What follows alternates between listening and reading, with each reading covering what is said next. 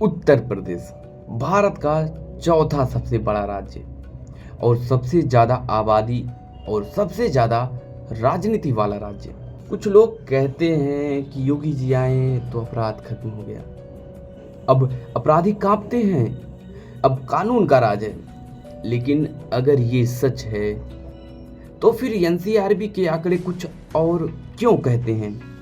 अगर उत्तर प्रदेश में सब ठीक है तो फिर महिलाएं आज भी डर के साए में क्यों जीती हैं? दलित और पिछड़े वर्ग की खबरें नेशनल मीडिया तक क्यों नहीं पहुंचती?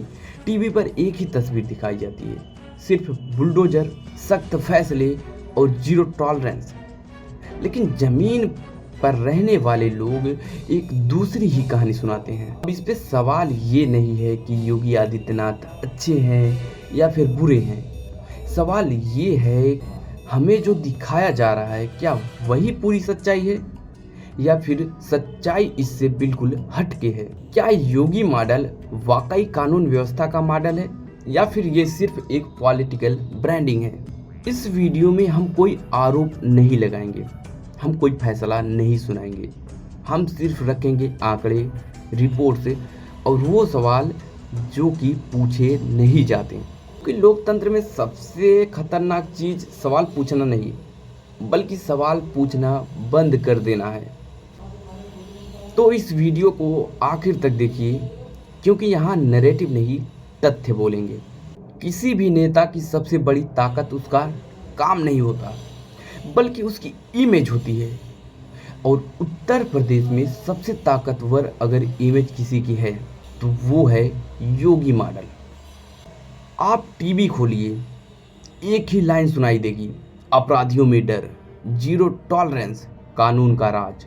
सोशल मीडिया खोलिए, वही चेहरे, वही नारों के पोस्टर, वही बुलडोजर के विजुअल्स।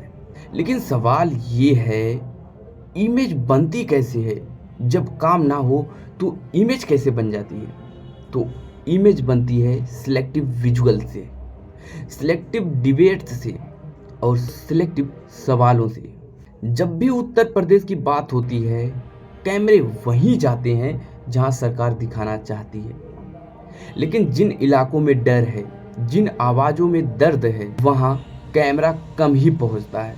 क्रिटिक्स कहते हैं यूपी को एक स्ट्रांग मैन स्टेट के रूप में प्रोजेक्ट किया गया, जहां शक्ति है, न्याय का पर्याय बना दिया गया। लेकिन इतिहास गवाह है, शक्ति और न्याय एक चीज़ नहीं होती, क्योंकि बुलडोजर एक मशीन है, लेकिन उत्तर प्रदेश में इसे बना दिया गया है एक symbol of fear, symbol of action, symbol of instant justice. अब सवाल ये नहीं है कि बुलडोजर चला या नहीं चला, सवाल ये है, क्या बुलडोजर चलाने से कानून मजबूत होता है या सिर्फ एक मैसेज जाता है?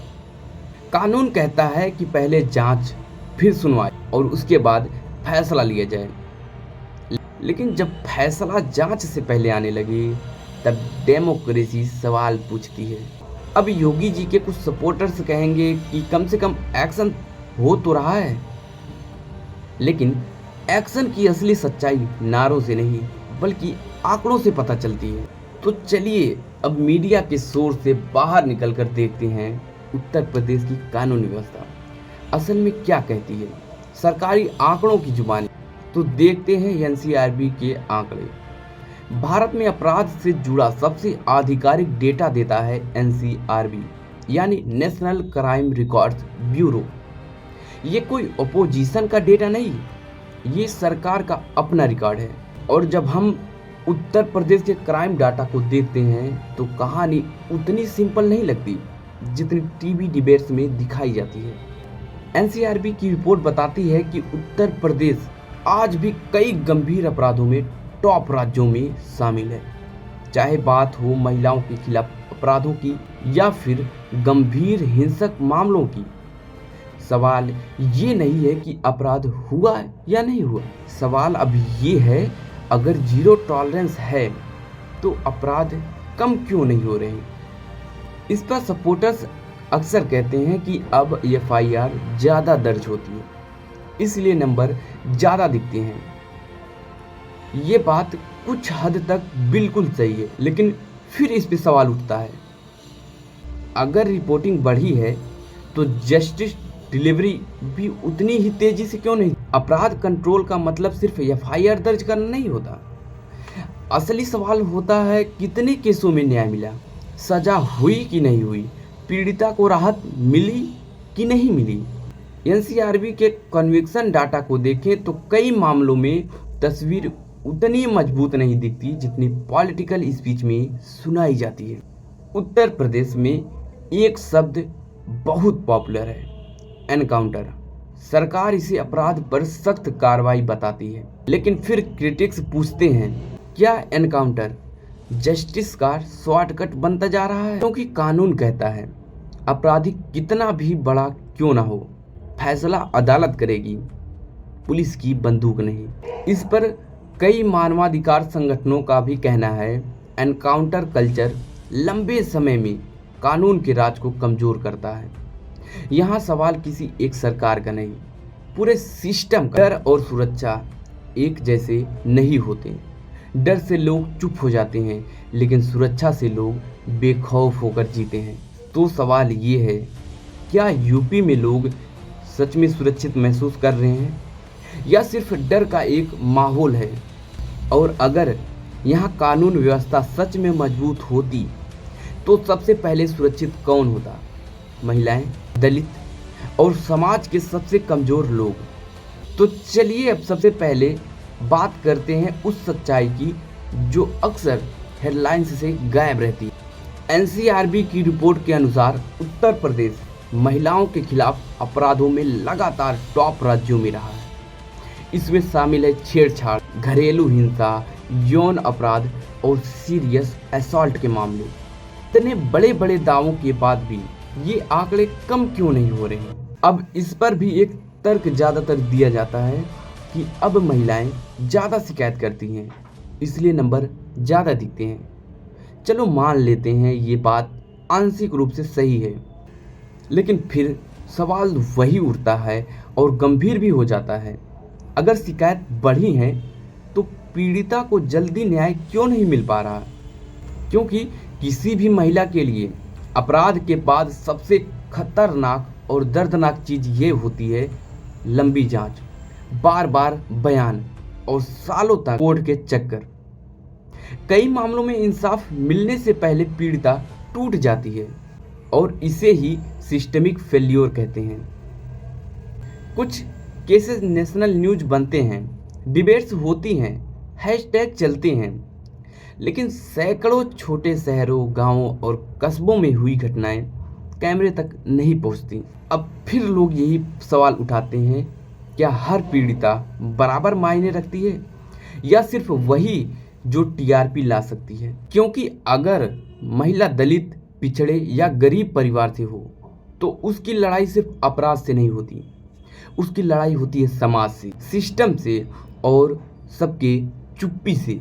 कई ह्यूमन राइट्स रिपोर्ट्स बताती हैं कि मार्जिनलाइज्ड कम्युनिटीज़ की महिलाएं एफआईआर दर्ज कराने में भी संघर्ष करती हैं, और अगर एफआईआर दर्ज भी हो जाए तो प्रेशर, कॉम्प्रोमाइज़ और डिले शुरू हो जाता है। कानून किताब में सबके लिए बराबर होता है, लेकिन ज़मीन पर बराबरी आज भी एक सपना है।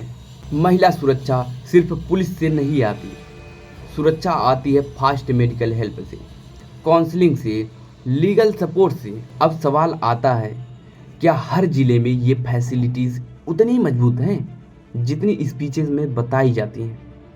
डर के माहौल में अपराधी कुछ समय के लिए चुप हो सकता है, लेकिन महिलाएं एम्पावरमेंट तब होती हैं जब उन्हें भरोसा हो कि सिस्टम उनके साथ खड़ा है। और महिलाओं का भरोसा स्लोगन से नहीं बनता, भरोसा बनता है न्याय से, तेज कार्रवाई से और जवाबदेही से।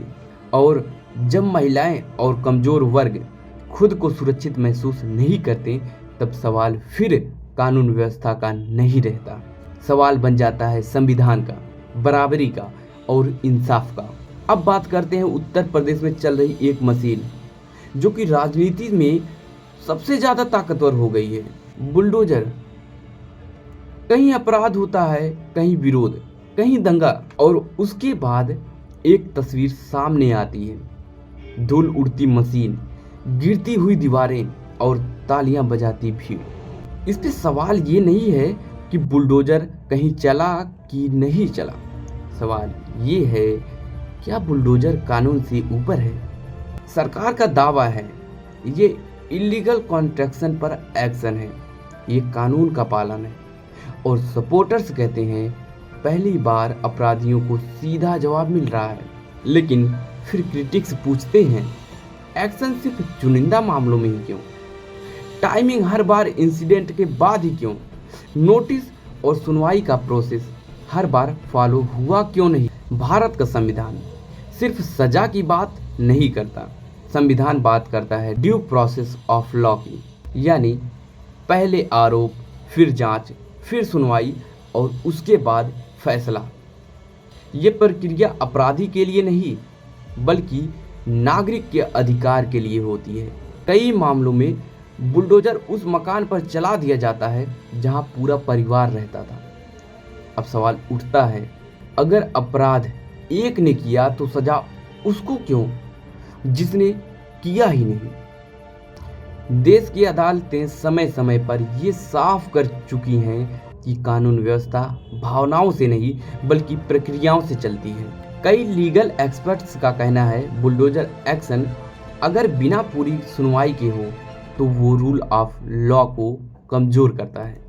बुलडोजर तेज है, ड्रामेटिक है, सिनेमा फ्रेंडली है, लेकिन सवाल ये है, क्या बुलडोजर क्राइम की जड़ पर वार करता है या फिर सिम्पटम दिखाता है? क्योंकि अपराध की जड़ होती है बेरोजगारी, शिक्षा की कमी, सोशल इनइक्वालिटी।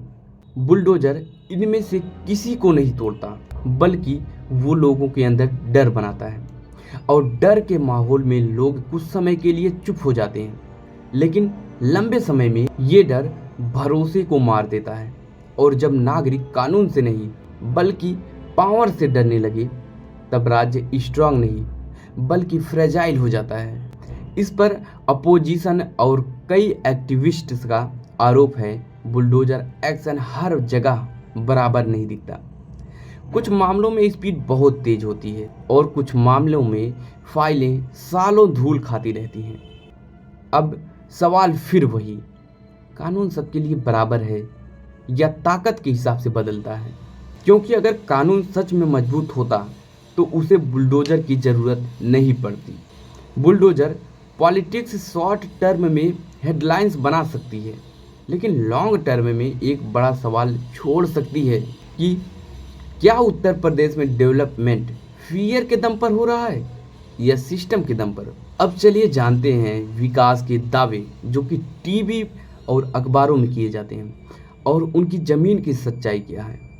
जब भी उत्तर प्रदेश की बात होती है एक शब्द बार बार सुनाई देती है, विकास। बड़े बड़े मंच, चमकदार प्रेजेंटेशन, एक्सप्रेसवे की तस्वीरें और दावा, यूपी बदल रहा है, यूपी आगे बढ़ रहा है। लेकिन लोकतंत्र में विकास का मतलब सिर्फ सड़क और इमारत नहीं होता। विकास का मतलब होता है आम आदमी की जिंदगी में बदलाव। किसी भी राज्य का विकास 5 चीज़ों से मापा जाता है: रोजगार, शिक्षा, स्वास्थ्य, आय और सम्मान के साथ जीवन। अब सवाल ये है, क्या इन 5 में उत्तर प्रदेश वाकई उतना आगे बढ़ा है जितना बताया? उत्तर प्रदेश भारत का सबसे ज़्यादा युवाओं वाला राज्य है। हर साल लाखों युवा नौकरी की उम्मीद में सिस्टम के दरवाजे खटखटाते हैं, लेकिन ग्राउंड रियलिटी क्या है? कॉम्पिटिटिव एग्ज़ाम के पेपर लीक, भर्ती में देरी और सालों तक पेंडिंग वैकेंसीज होती हैं। इस पर क्रिटिक्स कहते हैं अगर विकास हो रहा है तो युवा दिल्ली, मुंबई, गुजरात पलायन क्यों कर रहा है? माइग्रेशन किसी भी राज्य की सबसे बड़ी रिपोर्ट कार्ड होती है। जो राज्य मजबूत होता है लोग वहां आते हैं और जो राज्य कमज़ोर होता है लोग वहां से विदेश जाते हैं। उत्तर प्रदेश से रोजगार के लिए बाहर जाने वालों की संख्या आज भी बहुत बड़ी है। ये लोग भाषण नहीं सुनते क्योंकि ये लोग पेट की सच्चाई जानते हैं। अब सवाल, अगर उत्तर प्रदेश में अपॉर्चुनिटीज़ हैं तो मजदूर दूसरे राज्यों में सबसे ज़्यादा क्यों दिखते हैं। अब स्वास्थ्य फैसिलिटीज़ की बात कर लेते हैं, जो कि न्यूज़ चैनल पर दिखाता है और अनुभव के हिसाब से क्या है। कागज़ों में हॉस्पिटल्स हैं, योजनाएं हैं, बजट्स हैं, लेकिन ज़मीनी सच्चाई कुछ और है। ग्रामीण इलाकों में डॉक्टरों की कमी है, सरकारी अस्पतालों में संसाधनों की कमी है और कई रिपोर्ट्स बताती हैं कि गंभीर बीमारी में लोग आज भी प्राइवेट अस्पतालों पर निर्भर हैं और प्राइवेट इलाज गरीब के लिए इलाज नहीं बल्कि कर्ज बन जाता है। अब उत्तर प्रदेश की शिक्षा पर बात कर लेते हैं। किसी भी राज्य का सबसे बड़ा इन्वेस्टमेंट उसकी शिक्षा होती है, लेकिन अब सवाल ये है, सरकारी स्कूलों की गुणवत्ता, शिक्षकों की उपलब्धता और ड्रॉप आउट रेट, क्या ये सब स्पीचेस में दिखती हैं?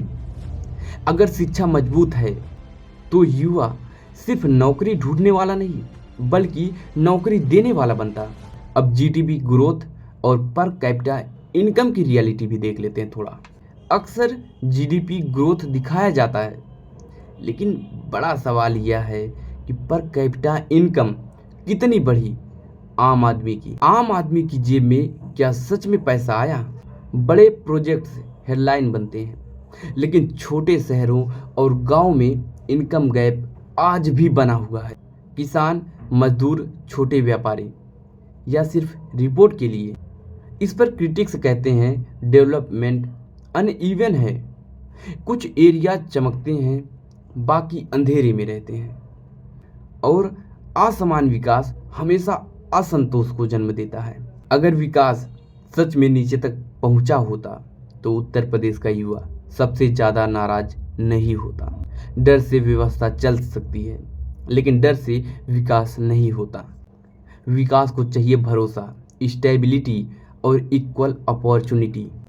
बुलडोजर से मकान गिर सकता है, लेकिन भविष्य नहीं बन सकता। तो सवाल अब सिर्फ योगी सरकार का नहीं, सवाल बल्कि ये है कि हम किस तरह का उत्तर प्रदेश चाहते हैं। ऐसा राज्य जो हेडलाइंस में मजबूत दिखे, या ऐसा राज्य जहां जिंदगी सच में मजबूत हो। अगर आपने वीडियो लास्ट तक देखा तो चैनल को सब्सक्राइब कर दीजिए, लाइक कर दीजिए और बगल में बेल आइकन है उसको भी दबा दीजिएगा, क्योंकि मोदी जी का कहना है लवणेन भोज्यम